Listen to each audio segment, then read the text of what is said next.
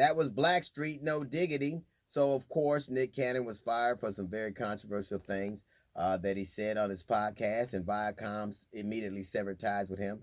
We have seen this play out over and over again. Somebody says something people deem racially insensitive, and they're immediately fired, or they lose their livelihood, or they're summarily exiled. What do we learn from that? What is it that we're trying to accomplish? Because the most expedient thing to do is to get them out of the way, to not have the conversation. The realistic thing to do, if we're trying to make society better and more honest, is to have them explain what they meant and to hold their logic and reason up to scrutiny, to have them have to explain it. Because now what we're learning is not to think a certain way, but not to say a certain thing. We're learning to keep our feelings and our words to ourselves, our deeply held feelings. We don't have to explain them, because a lot of times what happens to people, they'll have a belief and they will surround themselves with people who also have that belief. That is an echo chamber. All the people that they know believe the same thing they do, so they're constantly edifying that position and no one challenges it. And then all of a sudden they say something because they think they're in front of the same people who agree with them, and all hell breaks loose. I do not believe in the cancel culture because I don't think it accomplishes anything. I think having people have to explain what they meant, what they said, and why they believe what they do is often more difficult than exiling. That takes the onus off society. That takes the onus off us. We got rid of those bad people, and now it's away. Now it's better. We got rid of those people who think that way. We got rid of those people who aren't, well-thinking, right-minded individuals. And so now everything's fine. But is it? Is society better? Because if it were, we wouldn't keep having these types of things happen.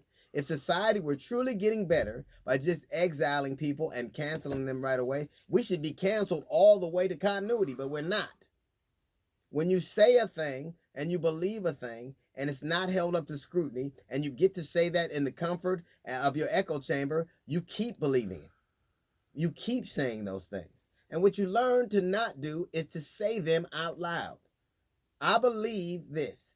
I believe that we are all human beings. I believe that we all have things that we're good at, things that we like, things that are positive, and things that are not. I don't think anybody's one thing.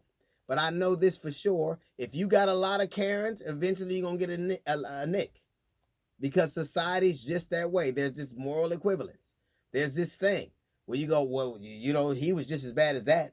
Like they brought up Deshaun Jackson. They said, well, Deshaun Jackson said some incredibly incendiary things and the Eagles slapped his hand. Well, they had to do that because in 2013, Riley Cooper said something very racist, and they slapped his hand and they rewarded him with a big contract, so they were being consistent. What about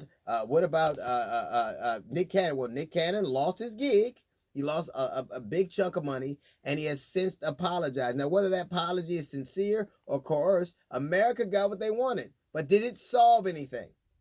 What about the things that Ice Cube says? Well, Ice Cube is really kind of like Mel Gibson. Mel Gibson said some incredibly incendiary things that were anti-Semitic, and he works for himself. A lot of the projects he makes are kind of self-funded. Like right after he said that, people were mad, but he did Passion of the Christ. Ice Cube might do Are You There Yet 3? I don't know, but I know this. As a society, canceling people takes the onus off them and shelves them, and we never get to have a conversation. And my question is simply this: are we better for it? Are we evolving? Are we growing? Are we learning? I remember when I was a kid, we would have a fight, and the principal would call us to his office, and they would say, shake hands. But the problems that we were having before we went to that office were the same one after. Canceling people is so much easier than counseling people. That's a little note from the GED section. We've got a jazz report coming up in 15 minutes. It's the DL Hughley Show.